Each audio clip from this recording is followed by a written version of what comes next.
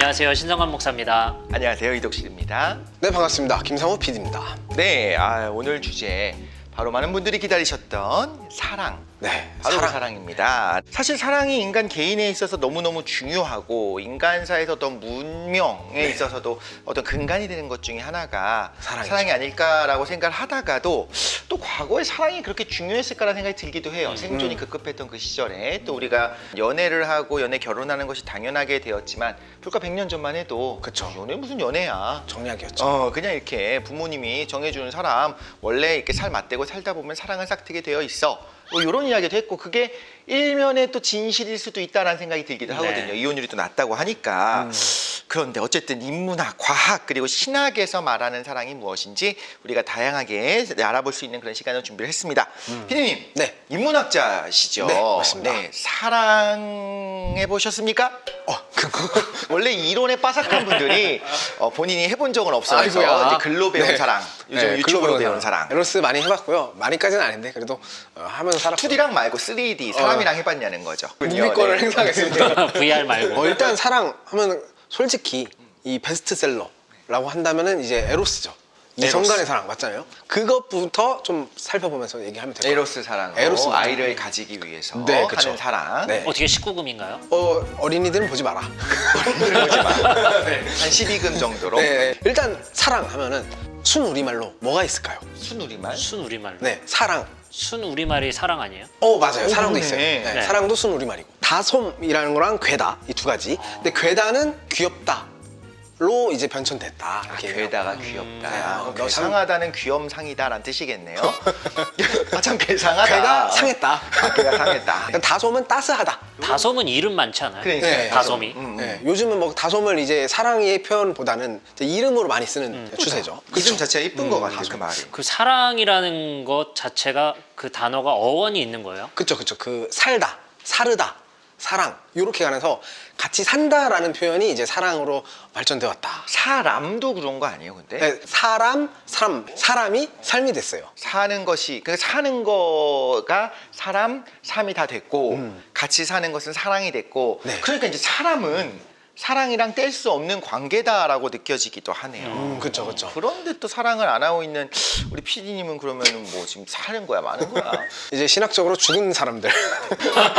아시아적 죽은 사람. 나무가 뽑힌 그런 느낌. 그런 느낌으로 유교 문화권이다 보니까 좀 뭔가 19금스러운 그런 단어도 왠지 순화되어 있을 것 같긴 한데 만지다 뭐 이런 거 있잖아요. 만지다. 쓰다듬다 뭐 이렇게 얘기하잖아요. 우리. 그러니까 어루다라가 이제 순 우리말로 사랑인데 그거는 이제 육체적 사랑을 뜻해요. 어루다.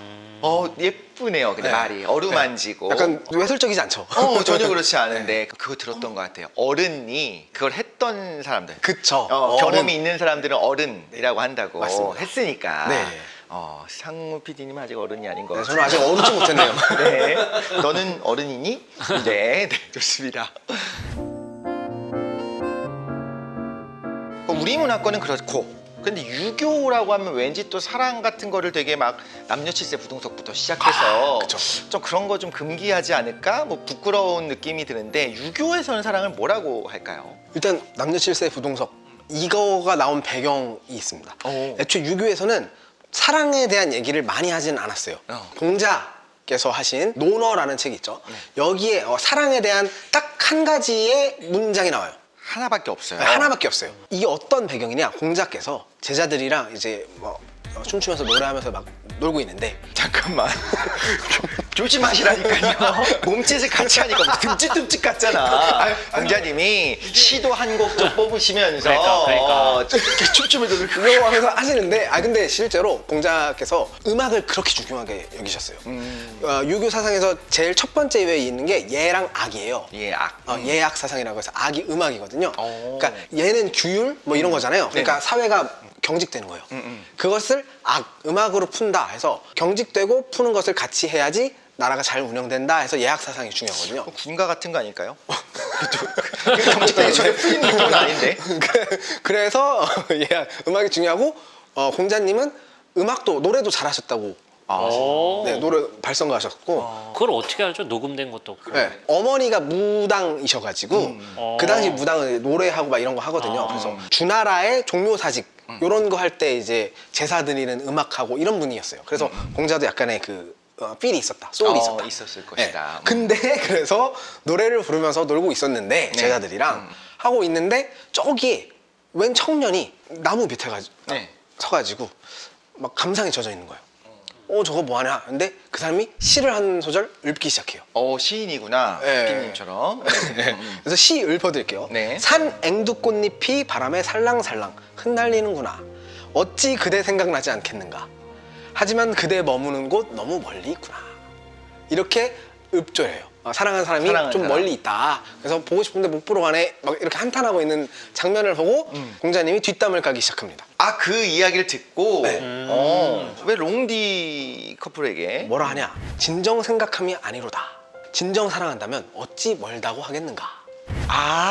어떻게 보면 되게 로맨티스트시네요. 그쵸. 진짜 사랑한다면 멀리 있는 게 아니야. 이 안에 있거든.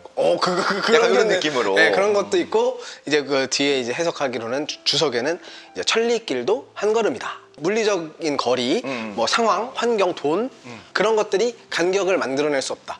사랑한다면 그 모든 간격이 가까워진다. 이렇게 얘기를 하시는 거죠. 맞으면서 사실 이런 생각이 들 때가 있어요. 근데 현실적인 특히나 무슨 젊은이들이 지금 뭐 3포 세대, 5포 세대 이렇게 얘기하잖아요. 현실적으로 어려운 것도 사실이거든요. 그래서 이제 연애라는 것도 분명히 돈이 들어가고 생산적인 자기의 일을 못하면서 이제 만나야 될 수밖에 없잖아요. 시간을 들일 수밖에 없잖아요. 그러다 보니까 오히려 이런 이야기들, 야 진짜 사랑한다면 극복할 수 있어야 돼라고 하는 것이 누군가에게 상처가 될 수 있는 게 그렇죠. 아 이제 사랑하지 않는 거야? 나는 왜 이렇게 되지? 사랑한다면 그렇게 한다는데 왜 저 사람은 나한테 연락을 자주 하지 않고 왜 안 보지? 이런 생각이 가끔 들어요. 공자님 시대보다도 지금이 더 어려울 수도 있겠다. 연애를 하는 것이. 목사님 어떻게 생각하시나요? 근데 기준점 자체가 이게 진짜 사랑이냐 아니냐라는 그 기준점을 잡는 것 자체가 너무 주관적이고 맞아요. 네. 예, 이게 잡는 것이 너무 어려운 거 아닌가 생각이 또 들고. 근데 궁금한 거는 이 두 분이 결혼하시잖아요. 저희가 결혼한 건 아닙니다. 좀 오해하실까봐. 저희는 결혼했지만 저희 둘이 한 건 아니고요. 자, 다시 한번 얘기해 주세요. 두 분이 확실하게. 각자 결혼하셨잖아요. 네, 각자 사모님이 좀 멀리 계셔도 좀 한 걸음 같나요? 이거 뭐 어떻게 생각해? 이거 옆에 저 있는 줄 알았어, 진짜. 저 옆에 있는 줄 알고 저도 모르게 말을 해버렸네요. 그렇구나. 늘 동행하는 사람. 바로 옆에 있는 줄 알았는데 그렇구나. 얘 때문에 지금 정신이 조금 흐트러졌나.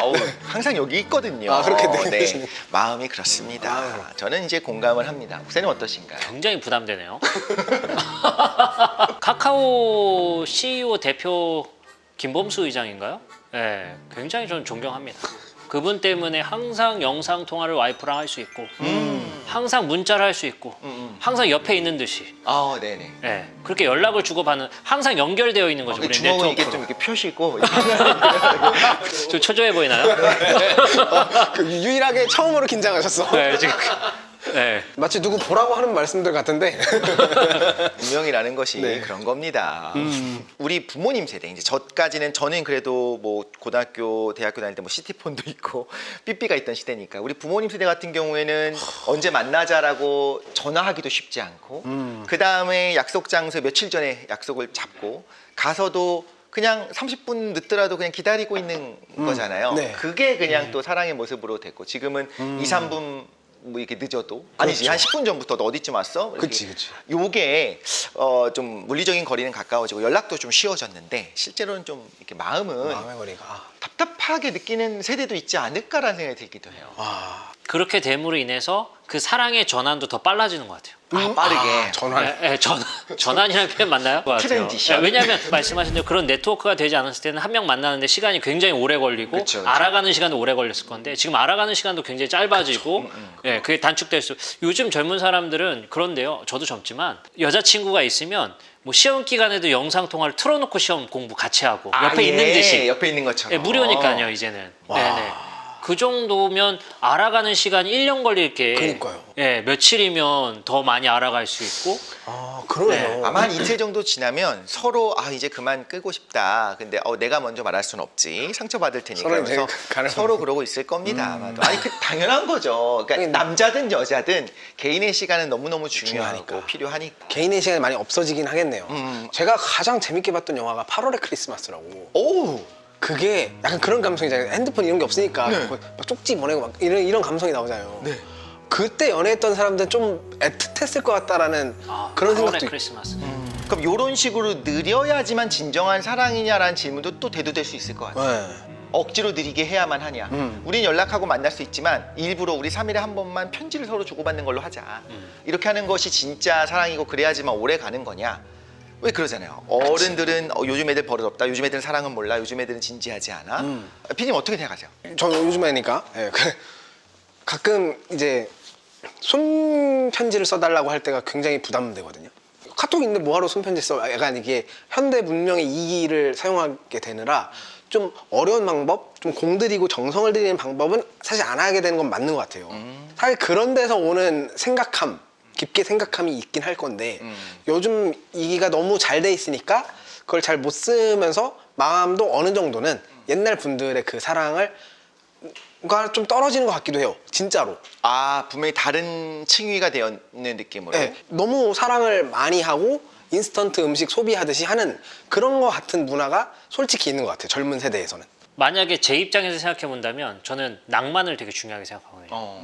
그 낭만에는 항상 정성이 깃들게 되죠. 그쵸. 그렇잖아요. 우리가 드립커피 마시는 것도 어떤 낭만. 네. 저 낭만이 그 안에 맛으로 들어간다고 생각하거든요. 정성이 있고, 그쵸. 뭐 예를 들어서 LP판을 듣는다. 그런 낭만 안에 어떤 정성, 귀찮음, 예, 불편함. 그런 정성들이 들어가니까 뭐 공중전화 박스도 지금 저희 생각으로 낭만. 맞아. 거기서 사진 찍잖아. 그러니까 맞아요. 빨간색. 동전 쌓아놓고 하나씩 넣어가면서 그리고 그런 거 모를걸요? 이렇게 위에다 올려놓고 그냥 가는 거? 왜 끊지 않아? 다음 사람을 돈이 좀 위해서. 남아있으니까. 근데 사실 끊음으로써 이 공공재인 이 전화 KT였나요, 그때? 거기에 돈이 들어가는 건 싫은 거야. 다음 사람 쓰라고. 돈이 그것만 남아있을 노리고 그 동전 빼가는 사람들이 있었죠. 얼른 끊고 50원 가져가고. 그런 사람들이 때 밉상이네. 네. 네. 근데 한편으로는 또 지금 세대가 카톡으로 얘기를 하거나 아주 빠른 커뮤니케이션이 이루어진다고 해서 그 안에 정성이 없다고 우리가 볼 수가 있겠는가.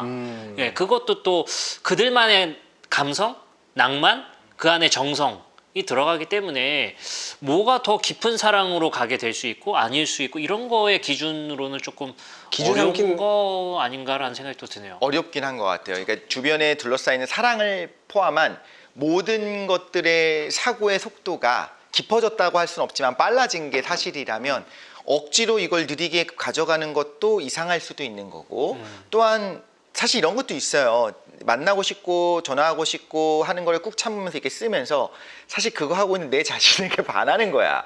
내가 나르시즘에 빠지는 거지. 나는 진정한 사랑을 하고 있어. 이런 것도 하고 있을 수 있지 않나라는 생각이 드는 거야. 왜 그 영화 같은 거 보면 계속 오랫동안 그러니까 편지를 써서 보내는 것쯤인데 사실은 편지를 보내지 않았어. 근데 그 쓰고 있는 내 자신을 보면서 사실은 상대방은 모르는데 나는 내 사랑을 이만큼 키워나간 거야. 근데 이게 좋다 안 좋다가 아니고 여러 가지 층위로 봐야 되지 우리가 객관적으로 뭐 이렇다 저렇다 말하기 힘들어서 제가 질문을 하나 하도록 하겠습니다. 제일 젊은 분이 누구죠 여기서? 제일 젊은 작가님? 저희 우리 PD님. 피디님. 네. 자, 피디님. 70년대, 80년대 영화에서 보던 한국의 그런 그러니까 우리 부모님 세대의 사랑과 지금 뭐 22일 진정한 사랑이죠. 지금도 네. 이게 그냥 문화만 달라진 거잖아요. 전달 방식이 좀 달라지고 사용하는 물건이 달라진 거니까 네, 뭐 마음은 다 똑같지 않을까. 방식이 달라진 것뿐이다. 맞아요. 네. 나만 보수적이구나. 저는 약간 효율적이게 바뀐 것 같은 느낌. 맞아, 그것도 맞는 것 같고 근데 저는 갑자기 걱정이 되는 게 공중전화 박스에 동전을 쌓고 이렇게 낭만을 즐겼었던 것이 제 와이프랑의 이야기가 아니라 지금 굉장히 걱정스럽기도 하고 지금 소름 돋는 좀 약간 그런 공포감이 지금 그런 있네요. 말씀 안 하셔도 되는 게 저도 마찬가지입니다만 아니 저는 그 낭만을 저희 와이프랑은 즐긴 적이 공중 전화 박스에서 했던 기억이 저는 그러니까 우리보다 조금 윗세대예요 이거. 그렇죠? 그렇죠. 그런 저도 거죠. 그러진 않았어요. 네, 그런 거죠. 네, 그 지금 저도 생각해 보니까 그 제가 했던 걸로 생각했는데 응팔에서 봤었던 걸 지금 내가 얘기했구나. 그러니까 우리 네, 윗세대입니다. 네, 네. 그럼 이 세대는 뭐 했어요? 저는 삐삐 저는 공중전화 카드 삐삐 사서함 같은 것도 있었던 거 그렇죠 같아요. 파리파리. 갑자기 좀 병 느껴져. 그래서요. 어쩌라고요? 삐삐를 보셨구나. 어리시다고요? 네. 삐삐를 하셨구나. 네, 저희가 10년 아래입니다. 네. 자, 이런 분들에게 사랑을 배우고 있습니다. 시간이 어떻게 하면 네. 좋습니까 지금? 알려주세요. 네, 사랑이 사랑이 어떤 뭔지. 건가요? 지금이라도 알고 싶어요. 네. 지금이라도 알고 싶어요. 참 웃겨 이거 두 분 앉혀놓고. 자, 네. 저희는 어쨌든 PD님만 보수적이고 네. 저희는 그냥 세대가 바뀐 거다. 제가 또 오늘 옷을 음양으로 입지 않았습니까? 네네. 유교에 좀 흠뻑 빠져보는. 그러면 이제 공자님은 그렇게 사실 낭만주의자였고, 그렇죠. 맹자님은 그쵸. 맹자는 사랑을 뭐라고? 또 가만히 있어. 힘들어. 좀 기대지 마. 네, 맹자님 뭐라고 말씀하셨어요? 아, 맹자님은 사랑에 대해서 강의를 하신 것보다는 딱 세상에 나갔는데 이상한 애들이 사랑에 대해서 이상한 소리를 하고 있어서 본인이 그걸 반박하면서 맹자의 사랑이 나왔는데 요 사랑이 유교의 근간을 이룹니다. 어떤 것이냐? 자, 첫 번째 양주라는 사람이 있었어요. 위아설이라고 하는데 이거는 뭐냐? 내 머리카락 하나 뽑아가지고 네. 세상을 이롭게 할 수 있어. 그래도 난 하지 않겠다. 난 나만을 위한 완전한 이기주의. 머리카락 하나 뽑으면은 네. 굶어 죽어가는 백성들을 도울 수 있대. 근데 내가 왜 뽑아? 네. 내가 아닌 그런 거야. 느낌. 근데 이게 그 당시에 가장 유행했던 철학이었어요. 인기가 많았어요. 원래 혼란스러울 때 목사님 그렇지 않습니까? 사실 곳간에서 임신 난다고, 그러니까 인심이 난다고. 네.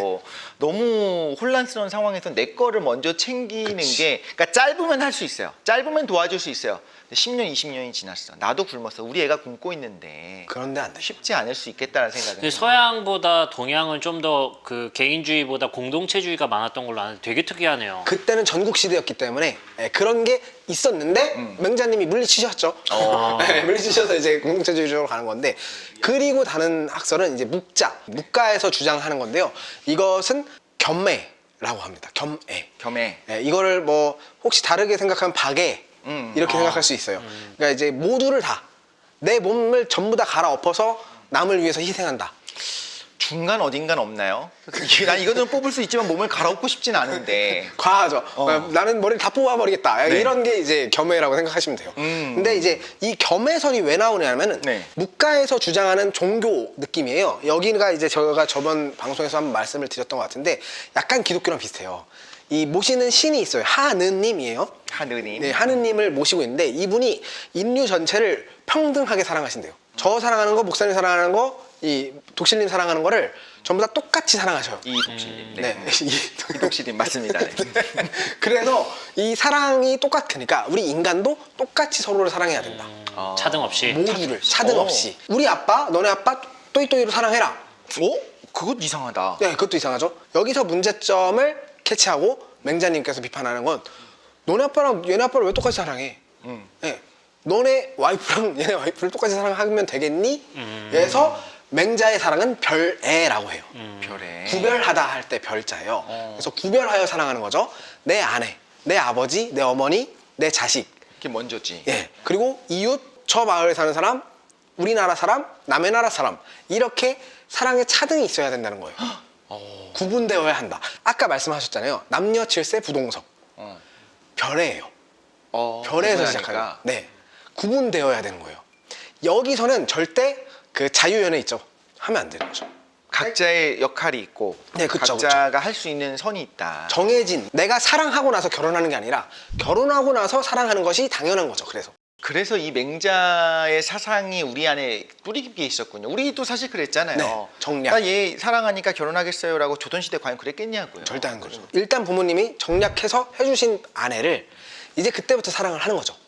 왜냐하면 이 사람은 내가 사랑해야 할 대상이 된 거예요. 관계가 더 중요한 거죠. 그게 의지로 되나?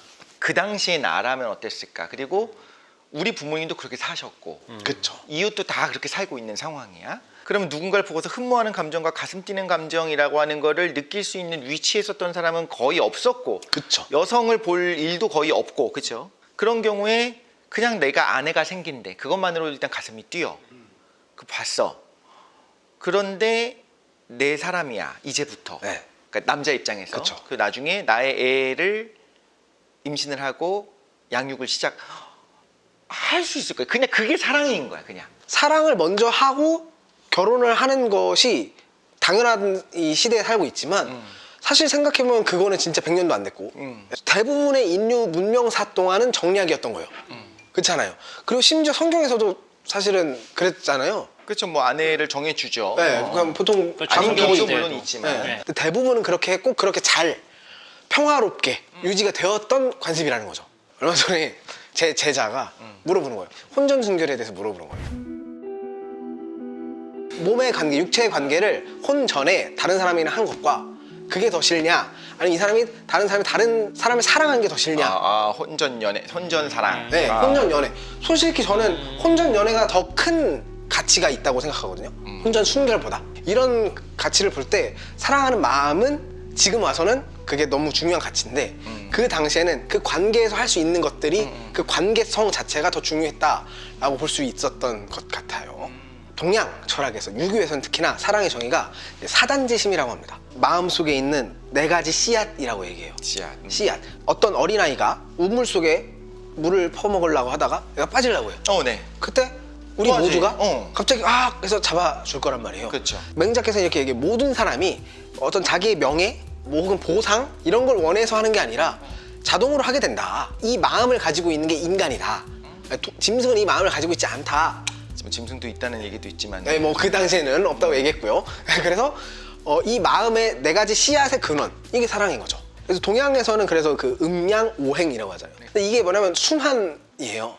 음과 양이 서로 사랑하여 순환하는 거예요. 그래서 모양도 약간 회오리. 네, 서로 사랑하는 그렇죠. 거예요. 사랑은 인간이 가지고 있는 가장 근원적인 마음, 모든 마음의 기초이기 때문에 우리가 말하는 자유연애의 그 사랑과는 좀 다를 수 있죠. 네. 쌀이 커졌습니다. 네. 네네. 관계성 안에서의 사랑. 우리 아버지를 사랑하는 것도 맹자도 사랑이라고 느꼈죠. 당연히. 네. 관계성이니까. 그리고 맹자께서는 이렇게 또 얘기하셔요. 그 재선왕이라는 사람이 있어요. 이 사람한테 찾아가는데 어느 날 백성들의 소문이 이랬어요. 제사를 드리는데 소를 바치고 있었어요. 근데 그 소의 눈물을 딱 본 거예요. 재선왕이. 소의 눈물. 야, 소 하지 마. 하지 말고 돼지나 양으로 해. 네. 이렇게 했어요. 그 돼지양. 백성들이 보기엔 얘가 폭군이니까 야, 저거 소가 비싸다고 양 쓰려고 하는 거 아니냐. 저거 완전 폭군이네. 이렇게 비판을 했어요. 근데 맹자께서는 이거는 너의 마음속에 사단지심이 있기 때문에 사랑이 있기 때문에 한 거다. 소가 눈물 흘리는 것을 보고 측은함을 느낀 거 아니냐. 거기서부터 사랑을 시작해야 된다. 거기서부터 별애를 시작하면서 하면 너는 성인군자가 될 수 있어 라고 얘기를 해요. 깨달았대요. 안 깨달았어요. 그래요? 네, 그래도 깨달지 못했는데 근데 그 구절을 보면서 우리가 어떤 얘기를 하냐, 맹자에게 있어서 사랑은 다가섬이다. 우리가 이웃사랑 얘기하잖아요. 우리 우크라이나나 뭐 이런 난민들, 뭐 어려운 사람들이 있잖아요. 아프리카나 이런 사람들 볼 때 솔직히 TV 광고에서는 어떻게 하냐면 그 사람들 가장 힘든 모습을 찍어가지고 후원을 독려해요. 그렇죠. 그것을 내가 봐야 어느 정도 마음이 동하는 거잖아요. 연민이 생기니까. 네. 근데 그걸 직접 봐야 우리가 진짜 사랑을 할 수 있다고 생각해요. 직접 눈으로 가서 보고 만지고 느껴야지. 그래야 사랑의 마음이 생길 수 있다. 그러면 그런 관점에서는 사랑과 연민의 차이가 뭔가요? 사랑이 연민보다 더 아래에 있는 거죠. 근원인 하위 거죠. 개념으로. 네, 근원적 개념. 근원적 개념. 네네. 씨앗이구나. 네, 씨앗인 거죠. 완전 씨앗. 그 씨앗의 연민도 생기고 뭐 아버지와의 사랑도 생기고 연인과의 사랑도 생기고 그래서 충성도 생기고 효도도 생기는 거죠. 이런 공동체를 아름답게 만드는 그 모든 마음의 씨앗이 되는 게 사랑이다. 이거 약간 성경적인 것 같기도 하고. 그게 참 재밌기도 한 것 같아요. 왜냐하면 당시에 사람들이 내가 지금 갖고 있는 이 감정은 도대체 뭐지? 라는 걸 고민하고 사색했다는 것 자체가 참 흥미롭기도 하고 참 재밌는 것 같아요. 유교, 동양에선 특히나 자기 감정, 자기 내면 이렇게. 그래서 그 심, 성, 정 이렇게. 누구 뽑으셨다고요? 지금 순간. 오늘 또 노란 옷을 입고 오셔가지고 지금 갑자기 지금 제가 혼란스럽네요. 빨간색이랑. 어쩐지. 그래서 심, 마음이랑 그다음에 성, 인성이랑 정, 그 감정 이렇게가 유교에서 가장 중요하게 탐구되는 거예요. 그래서 사단 칠정론이라는 게 또 있거든요. 네, 그래 이것도 7가지 감정. 사단에서 7가지 감정이 어떻게 나오냐 이거 얘기하는 거거든요. 그러니까 우리 감정에 굉장히 중시하던 그런 철학이 이제 유교. 또 재미있게 유교의 태동은 사실 중국이라고는 하지만 실제 그게 이제 끝까지 밀고 나간 것도 우리나라죠. 네, 그렇죠. 그러면 이렇게 되나요? 동양에서는 조금 더 이런 마음에 대해서 좀 철학적인 사색과 이런 것들이 조금 더 많았고 그 서양 쪽에서는 이런 것을 어떻게 보면 심리학이나 과학 이러한 분야로서 더 이게 좀 탐구하는 스타일이 다른 건가요? 그러면? 그 마음에 대한 그 심리학적 연구는 사실 이제 19세기 예, 18세기 이때쯤이나 가야 이제 서양에서 생겼고, 근데 그거를 정확하게 나누는 기준은 이제 프란시스 베이컨이라는 대철학자가 신기관이라는 책을 쓰면서 그때부터 과학적 방법론이라는 게 철학에 도입이 되기 시작해요. 그래서 합리적인 방법론으로 이제 철학을 하기 시작했는데, 그 전에는 서양에서도 약간 칸트 같은 그런 느낌들이 없지 않아 있었죠. 네. 그럼 지금 목사님 말씀하신 것처럼 그리스 시대랑을 비교했을 때는 어떤 제자백과 시대랑 비교했을 때는 큰 차이는 없었다. 네, 비슷한 면이 있긴 했었어요. 베이컨 이후로부터 서양 철학, 우리가 아는 서양, 합리적이고 과학적일 것 같고. 그렇죠. 촉촉한 거 좋아하세요? 바삭한 거 좋아하세요? 베이컨은 바삭이죠. 네. 네, 우리 이렇게 자연스럽게 대화가 유지된다는 게 참 신기하긴 합니다. 불교에서 말하는 사랑, 네. 사랑 별로 안 중요합니다. 불교에서 가장 중요한 거는 해탈이에요. 그렇죠. 끊어야죠. 이게 불교에서의 기본적인 세계관은요, 계속 윤회를 하는 거잖아요. 네네. 여러 가지 계를 돌면서 네. 윤회를 하는 건데, 그것을 끊어내기 위해서 해탈을 하는 거죠. 그쵸. 명상이나 사마타와 윗바사나 같은 것을 통해서 명상을 해서 이제 해탈을 해야 되는 건데, 그럼 사랑까지도 극복해야 될 감정인 거군요. 그렇죠. 고등한 감정이긴 하지만 네. 이것조차도 해탈에 방해가 되는 거예요. 그래서 부처님께서는 이런 말씀을 하셨어요. 사랑하는 사람 만들지 말라. 미워하는 사람도 만들지 말라. 사랑하는 사람은 못 만나서 괴롭다. 미워하는 사람은 자꾸 만나서 괴롭다. 이렇게 말씀하셔요. 그러니까 괴로움이라는 게 있으면 안 되는 거예요. 그것이 집착을 만들어내거든요. 사랑에는 고통이 수반된다. 그렇죠. 부탁께서는 출가하시기 전에 아이를 낳으셨어요. 네네. 네, 아이를 낳았는데 아이가 딱 나왔는데 너무 예쁜 거야. 그래서 라훌라라고 했대요. 라훌라라는 말의 뜻은 이제 걸림돌, 장애물 이런 뜻이에요. 자기 아들의 이름을 그렇게 지어버렸어요. 왜냐면 너무 사랑하니까 내 해탈의 걸림돌이 된다. 이미 그때 그 석가의 어떤 사상적인 내용은 준비가 이미 되고 있었던 거죠. 있었는데 네. 보자마자 그치 뭔지 알 것 같아. 출가의 걸림돌이 되죠. 출가에도 걸림돌이 되고 해탈에도 궁극적으로. 그렇지. 간단하게 딱 있는데. 그렇죠. 그래서 부탁께서는 이제 사랑은 좀 하지 마라. 그리고 이 사랑이 어떻게 하냐라는 것을 좀 가르쳐 주시긴 해요. 사랑이 뭔지, 사랑 어떻게 해야 잘하는지. 여기까지 좀 실전편인데요. 부처님께서는 사랑을 감각이랑 동일시합니다. 우리 감각 뭐가 있죠? 시각, 청각, 후각, 촉각, 미각. 있죠. 시각, 청각, 후각, 촉각 이 순서대로예요. 그래서 사랑을 하려면 먼저 시각으로 봐요.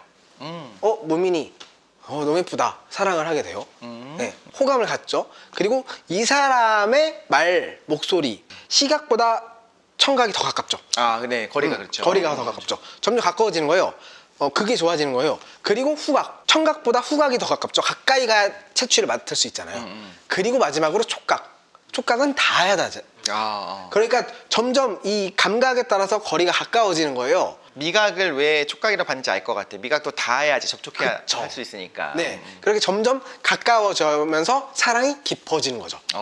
그럼 사랑을 하려면 어떻게 해요? 먼저 바라보고, 네. 먼저 그 사람의 말에 귀 기울여 기울이고. 듣고, 그 다음에 그 사람과 가까워져서 냄새를 맡고. 이렇게. 네. 거기까지는 안 하길 원했는데 그 다음에 손도 잡고 스킨십을 하게 되는 거죠. 근데 반대로 사랑이 멀어지는 경우도 똑같이 나타나요. 가장 먼저 사랑이 좀 멀어지고. 식어가면 각방을 쓰잖아요, 여러분들. 멀어지고. 네, 유부남 분들. 그런가? 저는 모르겠어요. 네, 각방을 쓰기 시작하면서 안 닿게 하려고 하죠. 그 사람 땀 냄새가 싫어져요. 점점 가면 이 사람 좀 씻고 다녀 하면서 막 잔소리 하죠. 그리고 그 사람이 현관문 비밀번호를 누르는 소리가 싫어져요. 그리고 그 사람이 꼴도 보기 싫어지는 거죠. 피디님 그러셨구나.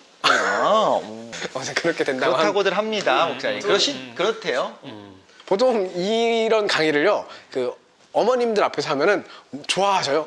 맞아 하시는데 여기는 절대 극구 안 하시는. 그래서 PD님은 이번 단계는 접촉할 단계야. 이번 단계는 냄새 맡을 단계야.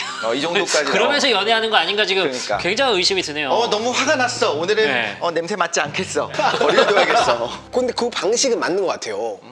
그치. 너무 훅 들어가서 촉각부터 느끼면 안 된다라는 거죠. 네, 그 방식 같은 원리로 이제 5가지 감각으로 해탈을 할 수가 있어요. 끊어서. 네, 네 맞아요. 뭐 대단한 걸 제가 맞춘 건 아니지 않나요? 저 이거 칭찬받으니까 좀 뭔가 멋쩍으면서. 지금 어떻게 보셨길래 이걸 저 그래도 고등교육은 그 중학교, 고등학교 다 나왔습니다. 여튼 그래서 이 5가지 감각을 점차 끊어내는 거죠. 가장 쉽게 끊어낼 수 있는 게 뭐겠어요? 냄새, 코를 막으면 됩니다. 아, 눈 감는 게 더 쉽지 않아요? 네, 시각부터 끊어내지져요. 불편하잖아요, 눈 감으면. 시각, 청각, 후각, 촉각으로 이제 우리가 끊어내는 거예요. 그래서 사마타 그리고 윗바사나라고 해요. 그 명상법을, 이 끊어내는 방법을. 그래서 사마타에서 주로 얘기하는 건데요. 명상을 할 때 눈을 감잖아요, 다들. 아, 그쵸. 괜히 감는 게 아니죠. 예, 감고 이제 시각을 차단해서 이 시각으로서 드러나는 집착과 고뇌를 끊는 거예요. 진정한 고수는 눈을 뜨고 해야 되는 게 아닐까라는 생각을 옛날에 좀 했었던 일이 진짜 있었어요. 맞아요. 눈으로 들어오는 이 감각에 휘몰아쳐서 내가 요거에 휘둘린다는 증거잖아요. 눈을 감아야 된다라고 하는 거는. 그래서 동일하게 기도를 할 때 왜 눈을 감아야 될까? 어릴 때 그런 생각 한 번씩 하잖아요. 왜 손을 굳이 모아야 되지? 그리고 보면 예수님 앞에 이제 엎드려진다, 낙타 무릎 이런 얘기를 하는데 무릎을 꿇는 개념도 있지만 실제로 아예 엎어져서 이렇게 들어 눕는 개념들도 많이 나오잖아요. 특히 서양 같은 데서는. 근데 사실 솔직히 무릎 꿇고 있는 건 힘든데 들어 누우면 편하거든요. 편해. 그래서 이런 것들도 다 목사님께 여쭤보고 싶은 게 되게 많아. 옷도 찢고 막. 어. 구약에서는. 어쨌든 그렇게 눈을 감는 거예요. 근데 실제로 명상을 엄청 잘하시는 분들은 눈 뜨고 다니세요. 그러면서 이제 명상을 하시고 하시는데 어쨌든 눈 감고 그냥 청각을 차단해요. 근데 실제로 사마타라는 기법을 활용하면 청각이 안 들린대요. 알 것 같아요. 그거는 알 것 같아요. 집중하다 보면 진짜 귀 안 들리잖아요. 네, 청각이 안 들리고 그냥 후각도 이 코로나가 아니라 후각이 사라지게 되고 그 다음에 이제 내가 어디 앉고 있다라는 감각이 사라진다는 거예요. 그렇게 감각을 천천히 끊어내는 거죠. 화장실에 오래 앉아 있으면 다리가 안 느껴질 때가 있어요. 그래서 가부자르트나. 아, 그런가? 근데 그래서 일부러? 감각을 하나씩 끊어내고 결국에는 내가 나의 의식에만 집중을 하는데 니미따. 자, 따라해볼까요? 니미따. 니미따라는 것이 나타나게 돼요.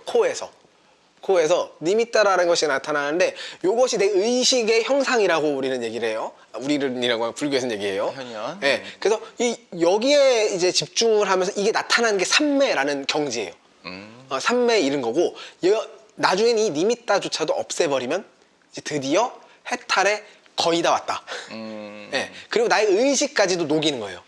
사라지게 하는 거예요. 데카르트는 거기까지 못 이른 건가요? 그럼에도 사유한다는 나 자신이 있다라고 하는 건 확실하다고 했잖아요. 네.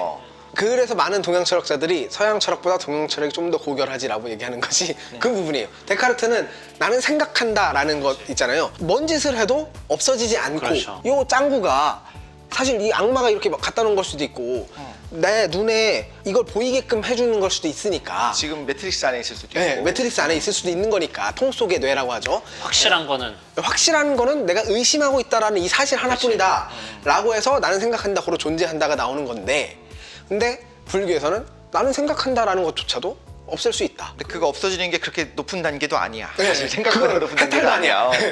그러고 나서 완전히 내 존재 자체가 사라지는 것이 이제 진정한 대자유 이렇게 얘기하는 거죠. 그래서 좀 불교 쪽에서는 뭐 서양 철학 걔네는 뭐 한창 뒤야 막 이렇게 얘기해요. 여기까지밖에 못 왔어. 조금 더 수련을 하지 그랬어. 이라고. 미워도 하지 말고 사랑도 하지 말고 감정을 막 하지 마. 그냥 너네 해탈에만 집중해. 너 언제까지 윤회할 거야? 그만해야지. 이거예요, 부처님은. 그러니까 사랑이 중요하지 않은 거죠. 그러면 스님들이 결혼하시지 않은 이유도 이 이론에 의해서 비슷한 이론이에요. 왜냐면 결혼을 하면은 어쨌든 집착이 생기니까. 그렇지. 네, 그래서 결혼을 안 하시는 것도 있는데 어쨌든 속세를 떠나는 개념이니까. 나의 모든 원들을 하나씩 끊어가는 노력 중에 하나가 네. 당연히 이제 혼자. 그래서 출가하는 것이 중요한 거죠. 출가해서 나의 세속의 어떤 고리들 다 끊어내고 관계부터 끊어야지 사실은 사랑이고 뭐고 감정들이 정리가 되잖아요. 근데 듣다 보니까 되게 사실 바울이 우리에게 주신 말씀이랑도 비슷한 부분들이 분명히 있긴 있죠. 한 것 네, 같아요. 그러네요. 연관된 부분들이. 그게 이제 고린도 교회의 바울 선생님에 대한 질문이었었죠. 뭐냐면 지금 이제 파루시아가 가까이 다가왔다. 그러니까 예수님의 재림이 가까이 왔는데 우리가 이제 결혼을 앞두고 있는 사람들이 결혼을 하는 게 맞겠느냐 질문을 했던 거죠. 바울 선생님한테. 근데 바울 선생님은 하지 마라. 그대로 있어라.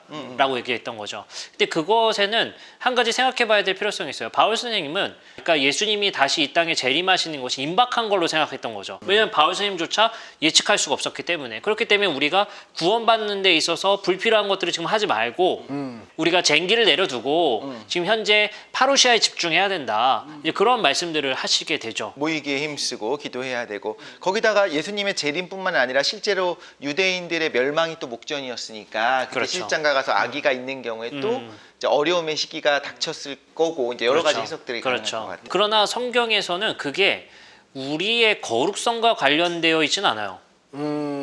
그쵸. 예, 그걸 통해서 우리가 결혼 생활이 어떤 부정과 연결되거나 그런 개념들이 아니기 때문에 어떻게 보면 그것이 또 구원의 걸림돌이 된다라는 표현보다도 네. 결혼한 사람들은 결혼한 대로 잘 지내고 네. 지금 결혼을 앞두고 있거나 그 결혼을 고민하고 있는 사람들은 그대로 있는 것이 좋겠다라는 권면이었던 거죠. 권면 정도. 네네. 네. 그렇게 볼 수 있는 거죠. 그거는 이제 바울 선생님이 편지를 잘 읽다 보면요 이렇게 나와요. 이건 예수님이 하신 말씀이 아니라 이건 내 권면이다. 아, 이거 그쵸. 불리하거든요. 네. 이거 그때의 권면 정도로 생각해 보는 게 좋을 것 같아요. 그럼 이게 지금 현대 불교에서도 지금 말씀하신 그 해탈에 방해되는 그 사랑에 대한 이론이 이렇게 똑같이 적용되나요? 지금 제가 설명드린 것은 초기 불교 쪽 얘기고요. 현대는 좀 많이 달라졌어요. 많이 달라졌어요. 달라진 와중에 계속 현자들이 나오는 게 원효대사. 이런 분들이 어떤 얘기 하시냐면 고기 먹는 거 이런 거 그런 거 중요하지 않아. 오히려 고기 먹지 않는 것에 집착한다고. 사랑하지 않는 것에 집착해. 제가 그 다이어트 할 때마다 느낍니다. 안 먹어야지. 그냥 딴 거 뭔가 열심히 집중하다 보면은 먹고 싶은 생각조차 까먹을 때가 있는데 그게 아니라 안 먹어야지. 나 저녁 안 먹을까 이러면은 와 미쳐버리겠어요. 그 생각 자체에 더 이제 푹 빠져드는 거지. 네. 불교가 계속 내려오면서 그 계율들을 만들어요. 불교가 점점 율법주의자들처럼 변해가는 거예요, 불교도. 그러면서 이 중간에 나왔던 원효대사님이 해골물을 드링킹 하시고 이제 깨달음을 얻으시잖아요. 하시고 네. 마음먹기에 따라 다르다라는 거잖아요, 그 깨달음이. 그러니까 네가 지금 결혼을 하고 사랑을 하고 뭐 이거저거 하는 거 그 행위가 중요한 게 아니라 너가 그냥 마음먹기로 해탈의 마음을 먹는 것이 중요하다. 이렇게 어떻게 보면은 붓다의 가르침과 일맥상통하는 건데 그 가르치는 표면적인 내용은 다른 거죠. 좀 다소 급진적이네요. 이게 그 당시엔 또 완전 대박을 터뜨려서 일본이나 그 중국에 있는 사람들이 원효대사가 사는 신라 쪽으로 절을 하면서 살아있는 부처께서 저기 계신다 이렇게 칭송을 할 정도였대요. 우리 예수님이 대박을 터뜨리시죠. 율법을 지키는 그러한 행태들이 중요한 게 아니다. 그쵸. 네, 그거와 비슷한 맥락이네요. 당대의 사람들은 그런 가르침과 계율 자체가 짐이 되고 그렇지. 그것이 우리의 실생활에서 굉장히 네. 부딪히는 그 종교와 그 삶에 있어서 부딪히는 경우들이 굉장히 많았었던 거죠. 왜냐면 예수님 시대에도 헬라인들과 무역을 했어야 되고 그리고 많은 사람들과 다른 교통을 했어야 되는 시대적 상황이 있었던 거죠. 근데 이제 그런 부분들이 율법과 갈등이 생기고 율법과 부딪힐 때 예수님께서의 말씀들이 그들한테 굉장한 호응을 얻을 수밖에 없었겠죠. 예, 우리가 거룩하게 하는 것, 그 정결이라는 것 자체가 손을 씻거나 이런 행위들이 아니라 우리의 마음에 있다라는 그 예수님의 말씀들, 그런 비슷한 맥락에서 호응을 많이 얻을 수 있었던 지점을 위안이 되면서 훨씬 더 타이트해진 건 있어요. 뭐 십계명 같은 데에서 뭐 그 당시 구약에서 율법과 다르게 이젠 지나가는 사람을 보고 음욕을 품기만 해도 가늠한 거다. 그러니까 마음이 중요하다고 하는 거는 다르게 말하자면 오히려 더 가혹하게 될 수도 있는 더 거거든요. 높은 윤리적 그렇죠. 기준이죠. 기준. 네. 그렇게 생각을 해보면 지금 그러니까 원효대사 해골물도 마찬가지인 것이 이제 자유로워졌다가 아니거든요. 나의 마음을 계속 끊임없이 살펴야 되는데 과거에는 어쨌든 그 계율을 지키기만 하면 내가 그 외의 것들은 내 마음대로 할 수 있었다면 이제는 잠시도 내가 쉴 수가 없는 거야. 계속 내 마음을 살펴야 되는 거니까. 예수님이 하셨던 것도 마찬가지죠. 내 가식적으로 사랑하는 척하고 혹은 죄를 지은 다음에 양과 이런 걸 통해서 제사를 지내는 것으로 끝나는 것이 아니라 언제나 내 마음을 살펴야 되는 상황이 되는 거니까. 그 어떻게 보면 그런가 동시에 그 책임이 본인한테 있죠. 그렇죠. 왜냐하면 이 계율이 마음에 달려 있는 것이 아니라 우리가 외적인 표면적에 있는 것이면 우리가 그것을 검열하는 서기관들과 바리새인 율법학자들이 있었단 말이죠. 그거에 부딪히게 되고 율법적 정죄를 당했지만 이건 이제 마음에 달려 있다고 하면 그 책임은 다른 이에 의해서 정죄받는 것이 아니라 나 스스로. 내 스스로가 책임을 져야 되는 더 부담이 오히려 지워지는 케이스도 있는 거죠. 네. 자기를 제재하고 율법 주는 이런 규율들은 모든 문화권에서 통용될 수가 없고 아, 그렇지. 네, 모든 상황별로 통용될 수가 없는 거잖아요. 살인하지 말라. 그러나 또 어디선 진멸 명령이 내려주셨던 것처럼 모든 것의 진리로서 여기 이거 들으시면 됩니다. 궁금하시죠? 저기 있네요, 네, 저기 네, 있네요. 네. 어디 있나 한참 찾았네요. 카드 네 있어요. 방송이 적응이 안 돼서.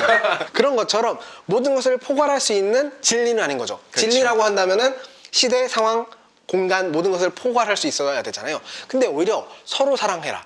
하나님을 사랑해라. 이것은 어떤 시대의 사람이건 어떤 공간이건 다 통용될 수 있는 윤리이고 진리라는 거죠. 맞아요. 네. 그래서 이제 인문학 쪽 얘기는 제가 이제 전이 다 끝났으니까. 아니 아직 서양 얘기는 좀 안 하신 것 같은데. 아, 서양 얘기요? 서양 얘기 유료 강의인가요 혹시? 좀 내야지만 들을 수 그거는 있는. 이제 결제를 하셔야 우리 걸로. 김상우 PD님에게 사랑이란? 그거는 뭐 호르몬의 작용이죠. 네. 호르몬이죠. 자 이거죠. 사실 과학은